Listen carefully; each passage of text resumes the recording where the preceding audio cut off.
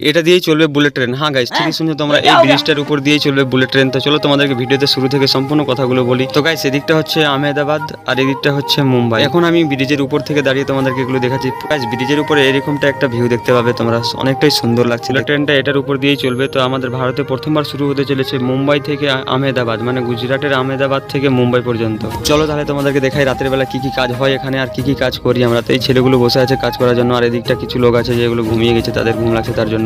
তো এইগুলো সেটরিংগুলো আর সারিয়াগুলো যে দেখতে পাচ্ছ, এগুলোর উপরে আমরা কংক্রিট ঢালাই করি, বুঝতে পারলা।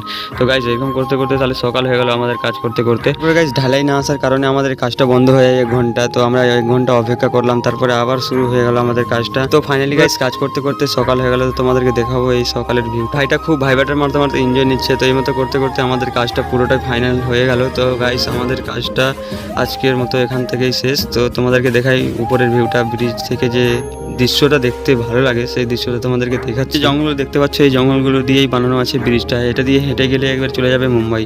তো গাইস আমাদের কাজগুলো সম্পূর্ণ শেষ হয়ে গেল। তার জন্য আমরা জিনিসপত্রগুলো এক জায়গায় রেখে আমরা হাঁটতে শুরু করে দিলাম রুম যাওয়ার জন্য। তো রুম যেতে যেতে গেলাম সিঁড়ির কাছে, এটা দিয়ে নামতে হবে আমাদেরকে নিচে। তো গাইস ফাইনালি চলে আসলাম আমরা নিচে গাড়িতে। এদিকটা হচ্ছে মুম্বাই। তারপরে গাইস আমরা রওনা দিয়ে দিলাম রুম যাওয়ার জন্য। এই ব্রিজটার উপর দিয়েই চলবে, প্রতি ঘন্টা 320 স্পিডে চলবে গাইস। ये क्या सुन रहा हूँ मैं?